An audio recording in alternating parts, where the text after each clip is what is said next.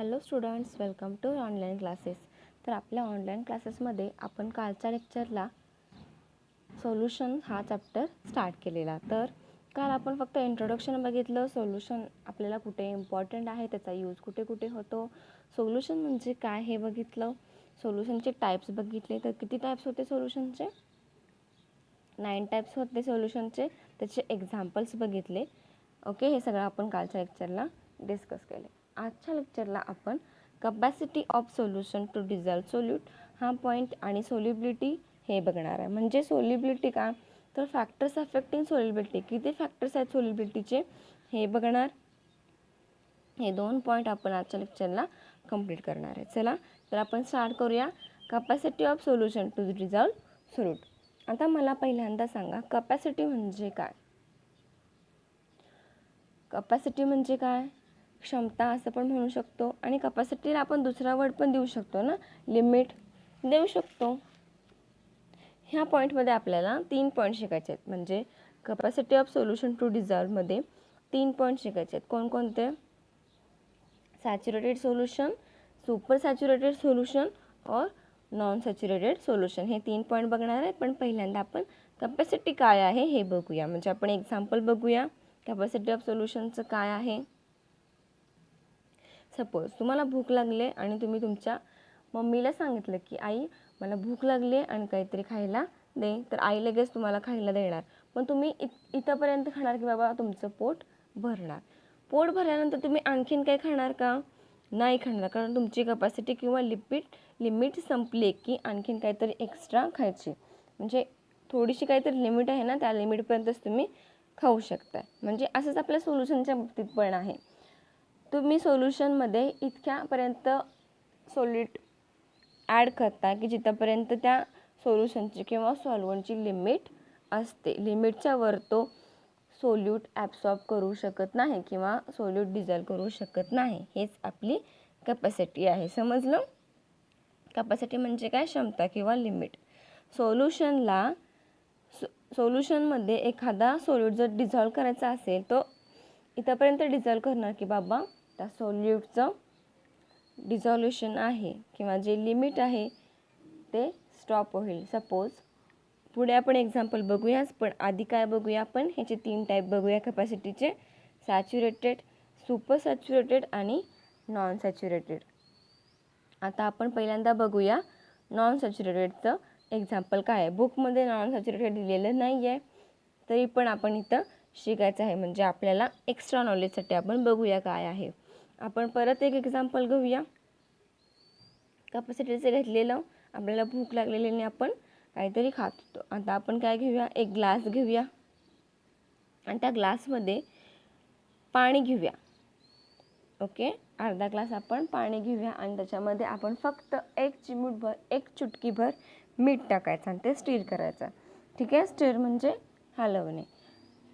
तर आपल्याला काय लक्षात येणार आहे, इतकंसं चिमूटभर मीठ टाकल्यावर ते लगेच प्रॉपरली डिझॉल्व होणार आहे. त्याला कितीसा वेळ लागणार आहे? कमी वेळ लागणार, त्याचा रेट पण कमी असणार आहे. मग हे काय झालं, ह्याची रिॲक्शन काय झाली? विदिन अ मिनिट झाली ना, प्रोसेस ह्याची विदिन अ मिनिट झाली, फास्ट झाली. त्यामुळं हे काय झालं, नॉन सॅच्युरेटेड सोल्युशन झालं. कारण ह्याची प्रोसेस फास्ट झाली, म्हणजे सोल्यूट कमी होता आणि तो पटकन सॉल्व्हंटमध्ये डिझॉल्व झाला. ओके, चला मग ह्याची डेफिनेशन बघूया. असं सोल्युशन की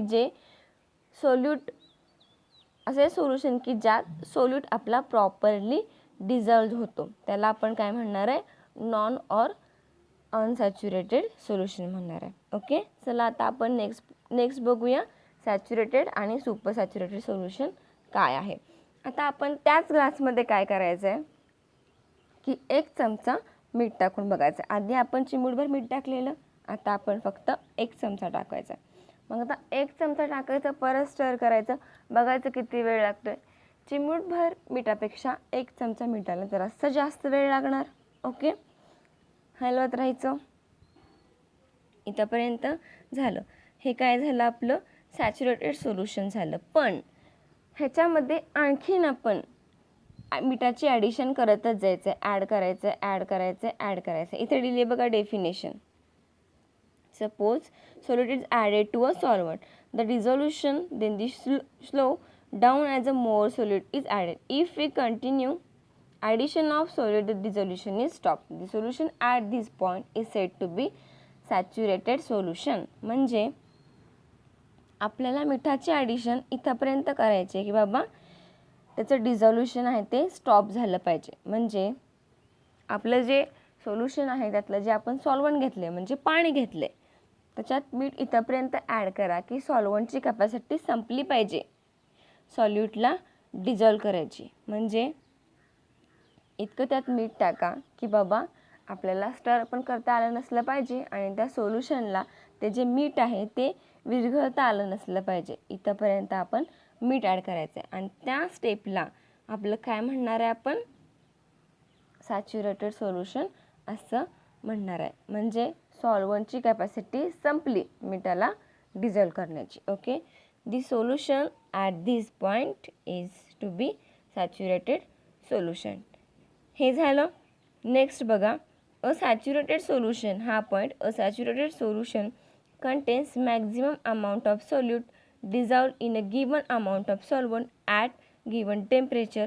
A solution containing greater than equilibrium amount of solute is said to be supersaturated solution. म्हणजे काय, आता इक्विलिब्रियम अमाऊंट म्हणजेच सॅच्युरेटेड सोल्युशनचं जे कॉन्सन्ट्रेशन आहे ते. इक्विलिब्रियम अमाऊंट म्हणजे सॅच्युरेटेड सोल्युशनचं कॉन्सन्ट्रेशन म्हणजे किती वेळ लागला मीठ डिझॉल्व करायला, किती टाईम लागला, हे म्हणजे काय आहे तुमचं कॉन्सन्ट्रेशन ऑर कंडिशन. ठीक आहे. आता आपण सॅच्युरेटेड तर बघितलं, पण जी अमाऊंट लागली सोल्यूटची जी अमाऊंट लागली आणि किती अमाऊंट लागली ते म्हणजे काय आपलं सुपर सॅच्युरेटेड सोल्युशन आहे. म्हणजे पाण्यामध्ये तुम्ही कितीपर्यंत सोल्यूट तुमचा टाकला आणि तो किती अमाऊंट टाकला हे म्हणजे काय तुमचं सुपर सॅच्युरेटेड सोल्युशन आहे. जेवढी लिमिट आहे त्या सॉल्वंटची जेवढी लिमिट आहे मिठाला डिझॉल्व करण्याची त्याच्यावरती एक्स्ट्रा अमाऊंट आपण मीठ टाकले म्हणजे लिमिट संपवली म्हणजे ते काय झालं सुपर सॅच्युरेटेड झालं. डिझॉल्व झालं लगेच ते झालं अनसॅच्युरेटेड. मीठ टाकलं त्याची काहीतरी ॲबिलिटी आहे ते डिझॉल्व झालं ते म्हणजे सॅच्युरेटेड. आणि एक्स्ट्राचं टाकलं इतकं टाकलं की बाबा आपल्याला स्टर पण करता येत नाही आहे म्हणजे काय झालं हे सुपर सॅच्युरेटेड सोल्युशन झालं. हे 3 पॉईंट आपण बघितले, जास्त कन्फ्यूज होऊ नका. 3 डेफिनेशन बघितला, सॅच्युरेटेड सोल्युशन आणि super saturated solution. Saturated solution म्हणजे काय झालं आहे definition, it dissolves readily at first, the addition then slows down as the more solute is added. If continues the addition of solution, the dissolution is stopped. The solution at this point is said to be saturated. And a solution containing greater than equilibrium amount of solute is said to be supersaturated solution. आणि such solutions are unstable. म्हणजे असे solution काय असतात unstable असतात. चला आता आपल्याला next पॉईंटमध्ये बघायचं आहे सोल्युबिलिटी. आता आपल्याला सोल्युशनची सोल्युबिलिटी काय आहे हा पण बघायचा आहे. नेक्स्ट पॉईंट बघतो आपण solubility. The solubility of solute is it's amount per unit volume of saturated solution at a specific temperature. The solubility of A solute is it's maximum concentration and express in the concentration units of molecule litre. मोल litre हे बघायचं आहे. आता बघा जे आपण solvent घेतलं आहे म्हणजे जे लिक्विड घेतले काय घेतलेलं पाणी त्याची कॅपॅसिटी किती आहे सोल्यूटला डिझॉल्व करण्याची म्हणजेच सोल्युबिलिटी. समजलं सेम तेच आहे. सोल्यूटला डिझॉल्व करण्याची किती कॅपॅसिटी आहे म्हणजे किती प्रकारे तो सोल्यूट डिझॉल्व करू शकतोय म्हणजे काय तुमची सोल्युबिलिटी आहे. सपोज 1 लिटर पाण्यामध्ये आपण 1/2 kg म्हणजे 500 ग्रॅम मीठ घातलं आणि ते डिझॉल्व झालं म्हणजे काय झालं 1/2 ग्रॅम मीठ सहज त्या पाण्यात काय झालं डिझॉल्व झालं. म्हणजे त्याची तितकी लिमिट आहे की बाबा त्याचा तितका व्हॉल्यूम आहे किती अमाऊंटमध्ये सोल्यूट आपला सॉल्वंटमध्ये डिझॉल्व होते म्हणजे त्याला काय म्हणायचं सोल्युबिलिटी म्हणायचं. ओके, सोल्युबिलिटी काय लक्षात घेणार आपण काय घेतले, 1 लिटर पाणी घेतले, म्हणजे हा त्याचा व्हॉल्यूम झाला. आणि त्याच्यामध्ये किती अमाऊंट टाकले, 500 ग्रॅम आपण त्याच्यात मीठ घातले, म्हणजे हाफ kg आपण त्याच्यात मीठ घातले आणि ते आपण डिझॉल्व केले. ते सहज डिझॉल्व झालं, म्हणजे त्याची कॅपॅसिटी किंवा ॲबिलिटी आहे की बाबा 500 ग्रॅम मीठ 1 लिटर पाण्यामध्ये सहज डिझॉल्व झालं. ह्याला काय म्हणायचं, सोल्युबिलिटी असं म्हणायचं. पण ह्या ही जी सोल्युबिलिटी आहे ती टेम्परेचरवर डिपेंड आहे. कशावर डिपेंड आहे, टेम्परेचरवर डिपेंड आहे. सपोज जर तुमचं टेम्परेचर हाय असेल तर सॉलिड पटकन डिझॉल्व होणार. ओके, फॉर एक्झाम्पल बघूया एक्झाम्पल. साखर पाणी घेतले आपण. साखर हे आपलं सोल्यूट आहे आणि पाणी आहे हे आपलं सॉल्वंट आहे आणि आपण एक सोल्युशन तयार करतोय. मग पाण्यामध्ये म्हणजे आपल्या सॉल्वंटमध्ये आपण सोल्यूट टाकलं म्हणजे आपली साखर टाकली. तर थंड पाण्यात साखर ज्या टाईमने विरघळणार किंवा त्याला जेवढा टाईम लागणार, सपोज आपण थंड पाण्यात साखर घातल्याने स्टर करतोय, त्या स्टरिंगला जेवढा वेळ लागणार तो टाईम आणि एका आपण बॉइलिंग वॉटरमध्ये म्हणजे गरम पाण्यामध्ये आपण जर साखर टाकली तर ती लगेच मेल्ट होणार आणि लगेच विरघळून जाणार. म्हणजेच काय, ह्याला टाईम कमी लागला. टेम्परेचर जर तुमचं जास्त असेल तर सॉलिबिलिटीला टाईम तुमचा कमी लागणार आणि जर टेम्परेचर तुमचं नॉर्मल असेल किंवा थंड असेल तर तुमची सॉलिबिलिटी काय असणार, कमी असणार. ओके, त्याला टाईम जास्त लागणार. चला नेक्स्ट पॉईंट बघूया, फॅक्टर्स अफेक्टिंग सॉल्युबिलिटी. आता ह्याच्यात पण 3 टाईप आहेत, nature of solute and solvent, effect of pressure of solubility आणि इफेक्ट ऑफ टेम्परेचर. हे पॉईंट आहेत. आधी फर्स्ट पॉईंट बघूया, फॅक्टर्स अफेक्टिंग सॉल्युबिलिटी. चला आता त्यातला फर्स्ट पॉईंट काय आहे, nature of solute and solvent. हे सगळं तुम्ही रीड करा. ह्यात जे काही महत्त्वाचं आहे ते फक्त मी तुम्हाला सांगते. इम्पॉर्टंट काय आहे तेच आपण बघूया, जास्त टाईम नको घालवायला. Nature of solute and solvent हे सगळं रीड करा.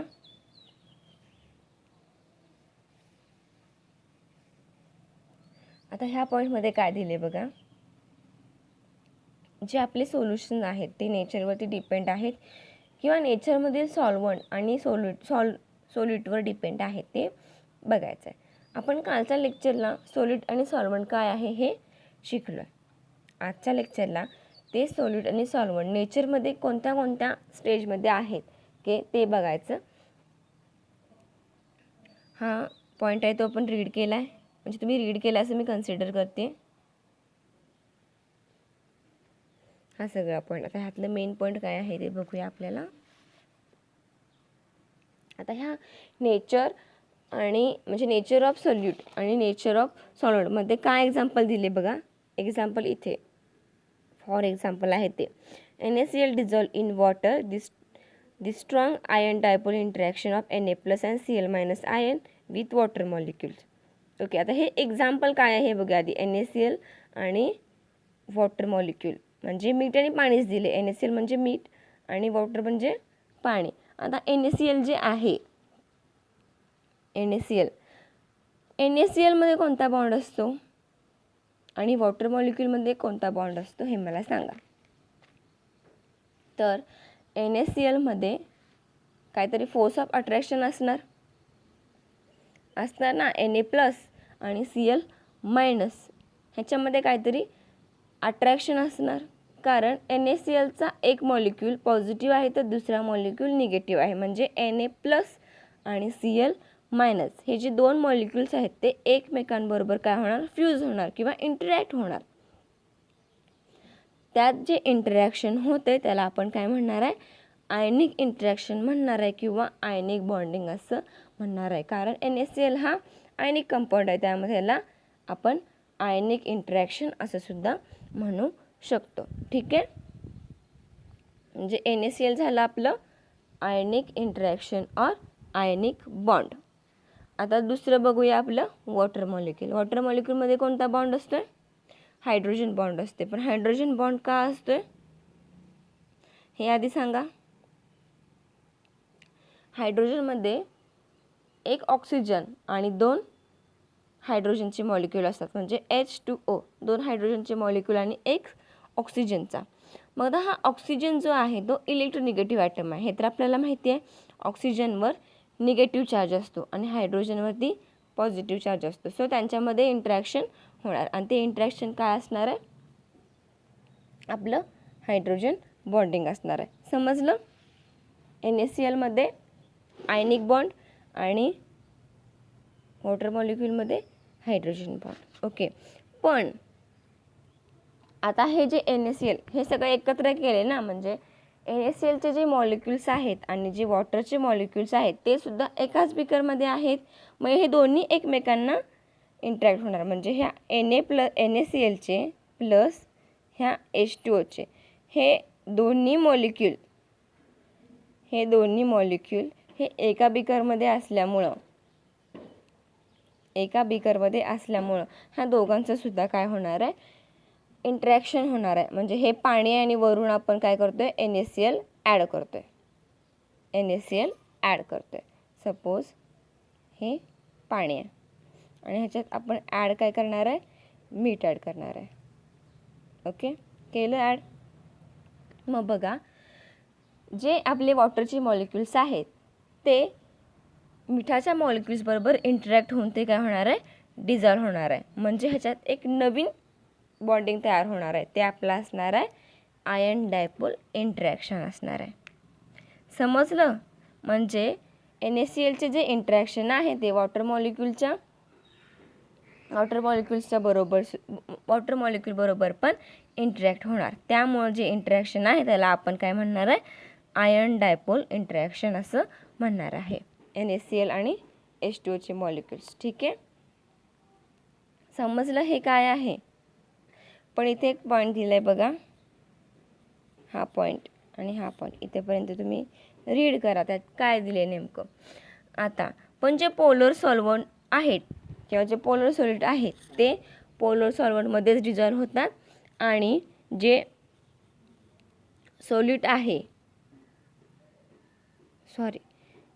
पोलर सॉलिड आहेत ते पोलर सॉलिडमध्ये डिझॉल्व्ह होतात, कारण सॉलिड टू सॉलिड आणि सॉलिड टू सॉल्व्हंट और solvent to solvent interaction all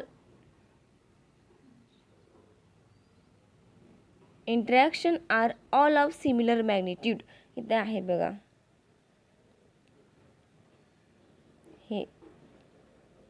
हा जो पॉईंट आहे तो रीड करा. म्हणजे तुम्ही जेवढं सॉलिड घेताय किंवा सॉल्व्हंट घेताय त्याची किती इंटरॅक्शन आहे हे मे बी जवळपास त्याची मॅग्निट्यूड काय आहे ती सिमिलरच असणार आहे. म्हणजे दोन्हीमध्ये पण प्लस मायनस हे चार्ज असणारच आहेत आणि त्यामुळे ते थोडेसे वरती खाली होतील, पण त्यांची जी मॅक्झिमम मॅग्निट्यूड आहे ती इक्वलच असणार आहे. हेच एक्झाम्पल आपण बघितलं, म्हणजे NaCl इन वॉटर बघितलं हे. आणि मेन गोष्ट म्हणजे जे पोलर सॉलिड आहेत ते पोलर सॉल्व्हंटमध्येच डिझॉल्व्ह होणार आणि जे नॉन पोलर सॉलिड आहेत ते नॉन पोलर सॉल्व्हंटमध्येच डिझॉल्व्ह होणार आहेत. इथे हा पॉईंट दिला आहे, त्याचं एक्झाम्पल पण दिले बघा. The non polar organic compounds like cholesterol dissolve in non polar solvent such as benzene. म्हणजे कोलेस्ट्रॉल हा बेन्झिनमध्ये डिझॉल्व्ह होते. बेन्झिन हा नॉन पोलर आहे. ओके, आता हा आपण एक पॉईंट बघितला. दुसरा पॉईंट आहे effect of temperature on solubility. म्हणजे आता मी मगाशी सांगितलं, आपण साखर पाणी घेतलेलं, ज्या वेळेला टेम्परेचर हाय असेल त्यावेळेला तुमची सॉल्युबिलिटी एकदम फास्ट होणार आहे आणि ज्यावेळेला टेम्परेचर तुमचं कमी असेल त्यावेळेला तुम्हाला म्हणजे सॉल्युबिलिटीचा टाईम काय आहे तो जास्त लागणार आहे. त्याचं एक्झाम्पल बघितलेलं आपण साखर पाणी. म्हणजे पाण्यात आपण साखर घातली की त्याला किती वेळ लागतोय आणि तेच बॉइलिंग वॉटरमध्ये जर आपण साखर घातली तर त्याला किती वेळ लागतोय हे आपण बघितले. ओके, तर इफेक्ट ऑफ टेम्परेचर ह्या पॉईंटमध्ये पण तेच सांगितलेलं आहे, ते तुम्ही रीड करा.